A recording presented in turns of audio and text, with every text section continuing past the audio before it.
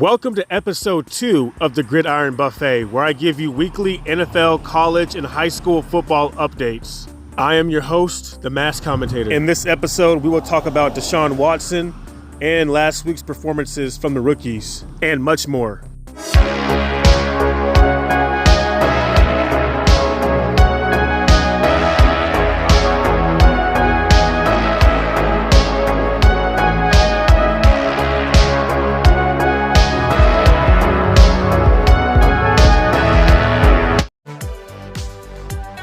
The second week of the NFL preseason gave us something that's actually more valuable than a bunch of impressive box scores. We got to see how some of these rookie quarterbacks respond when things aren't going their way. And that is important because evaluating a quarterback isn't as simple as looking at completion percentage, passing yards, and touchdowns. A quarterback is operating inside an entire system. If the offensive line can't protect him and his receivers aren't getting separation or dropping passes, or if the coaching staff is putting him in difficult situations, those things can dramatically change what we see on the stat sheet. Fernando Mendoza is probably the best example. Last week, against the Arizona Cardinals, Fernando Mendoza looked like a 5-year veteran. But against the Houston Texans, he had some growing pains. Now, he did not play horrible, but you can see that he's still a young quarterback, still getting acclimated to the NFL. Against the Houston Texans, he completed 8 out of 15 passes for 86 yards and threw an 80-yard pick six, in which he pretty much owned up to on social media and at the podium. But we as fans have to be logical and look beyond the quarterback and the box score. Fernando Mendoza was playing behind a struggling second-string offensive line, and the Houston Texans were able to generate pressure and take advantage of it. He also had 2 drop passes from the rookie wide receiver Malik Benson, and he had a bad snap contributed to another stalled possession. Now, there was a point in time where Fernando Mendoza had a drive where he had 6 straight completions, so he is showing a lot of promise despite some of the mistakes he made, but it's still a team effort. Drew Aller is another example of this in Pittsburgh's 17-0 shutout loss to the New York Jets. Aller finished 11 of 23 for 110 yards and no touchdowns and was sacked 3 times. Now, this comes after a strong Week 1 performance from Drew Aller, in which people were comparing him to Josh Allen. Like I said, there is more to a football game than meets the eye, and I'm not saying Drew Aller sucks as a quarterback because it's way too early to tell. Now, I am not going to say that Drew Aller's poor performance was fully on him. I mean, the Pittsburgh Steelers wide receiver core was dropping passes left and right. I mean, about 7 passes were dropped for about 70 yards. Now, had that have not happened, Drew Aller's stat line would have looked completely different. Now, let's talk about the rookies that are balling out consistently. Ty Simpson is another rookie who deserves some attention, especially in this preseason. I mean, last week he had a great performance, and this week he still had a good performance. And I think it has a lot to do with the Rams coaching staff, especially when you have Sean McVay as your head coach. But I have to keep reminding myself, too, that Ty Simpson is a first-round draft pick. And during the draft, Sean McVay did not look really happy when it came to drafting him. But nevertheless, Sean McVay loves football, and Ty Simpson seems like a coachable player. So it looks like the Los Angeles Rams are going to be a very good team for a very long time, especially after Matthew Stafford retires. After Geno Smith opened up the game with a perfect touchdown drive, Cade Klubnik took over and spent the rest of his time working with the second-team offense. Now, Klubnik couldn't get the Jets into the end zone, and the offense struggled consistently to move the ball down the field. But at the same time, he showed something coaches are going to love from a young quarterback. He protected the football and completed 70% of his passes. We also have a potential underdog hero for the Atlanta Falcons. His name is Jack Strand, and he has been playing excellent this entire preseason, with Michael Penix coming off an injury and Tua Tagovailoa playing shaky. Jack Strand has a huge chance to be in the mix when it comes to being the starting quarterback for the Atlanta Falcons.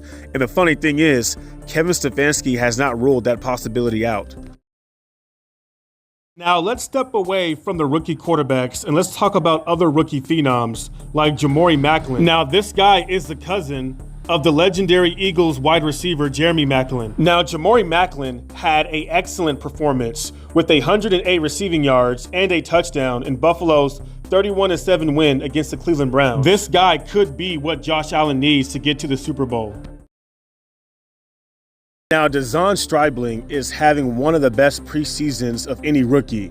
I call him the missing link because I believe that he is the key for the 49ers to get to the Super Bowl and win it. Under Kyle Shanahan, the 49ers have had decent wide receivers, but I believe Deshaun Stribling can be a true number one wide receiver, something that Brock Purdy has not had yet. Now, in speaking of excellent rookies, there is a running back in Las Vegas named Mike Washington Jr. He is making a case on why he and Ashton Jeanty can be a great 1-2 punch as running backs in the NFL. I mean, Mike Washington has balled out all preseason.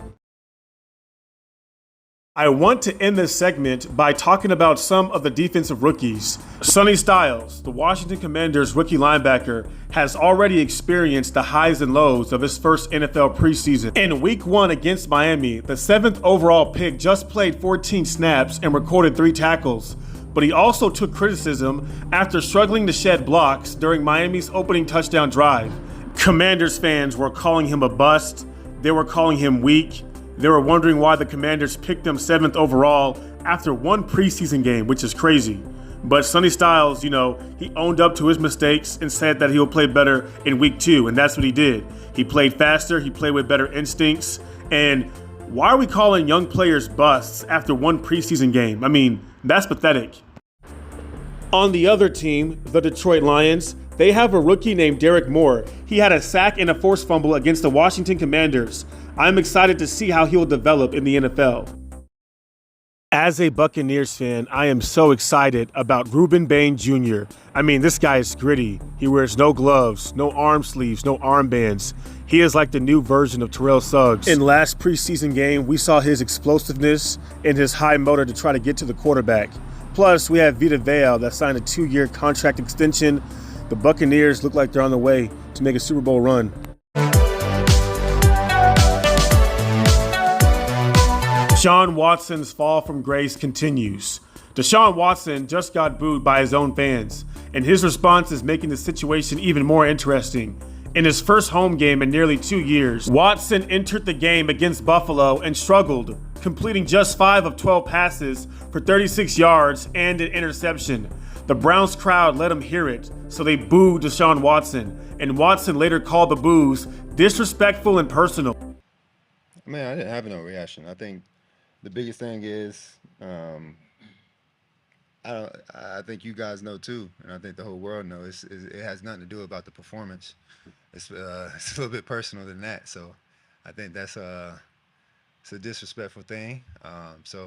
Yeah, I mean, I'm gonna keep whatever I feel with me and my family internally. Deshaun Watson also claims that when he had his Achilles injury, he heard Browns fans cheered. Last time I played on this field, I tore my Achilles. And that same fan base, they cheered when I got hurt. So, does that have to do with, what does that have to do with anything about performance? But despite all that controversy, the Cleveland Browns have named Deshaun Watson their Week 1 starter, so he pretty much beat out Shedeur Sanders. So this is pretty much Deshaun Watson's last chance to show the Cleveland Browns that he is worth the $230 million that they paid him.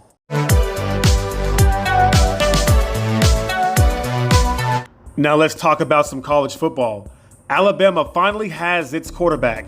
After a off-season competition between sophomore quarterback Keelan Russell and transfer Austin Mack, the head coach Kalen DeBoer, sorry, I don't know how to say his last name. Either way, Kalen has named Russell the starter for Alabama's 2026 opener against East Carolina. And this isn't just another quarterback winning a preseason competition. Russell was one of the highest rated recruits in the country coming out of high school, and Alabama is now handing the offense to a player who has been viewed as having a legitimate star potential since before he ever arrived in Tuscaloosa. Harrison Butker just gave us one of the wildest kicking performances in the preseason. Against my Tampa Bay Buccaneers, the Chiefs veteran kicker drilled an incredible 69-yard field goal, proving that he still has a strong leg. But it wasn't a perfect night because Butker also missed an extra point, and then he missed a 43-yard field goal in the fourth quarter that could have won the game for Kansas City. Meanwhile, in Green Bay, The Packers rookie Trey Smack, the only kicker drafted in 2026, has been perfect this preseason and has already connected from 59 yards. So for the Green Bay Packers, it looks like they found their new Mason Crosby. And for the Kansas City Chiefs, Harrison Butker still has a strong leg, but he has to do a little bit of cleaning up with his kicks. Mind you, this guy had a knee injury in 2024.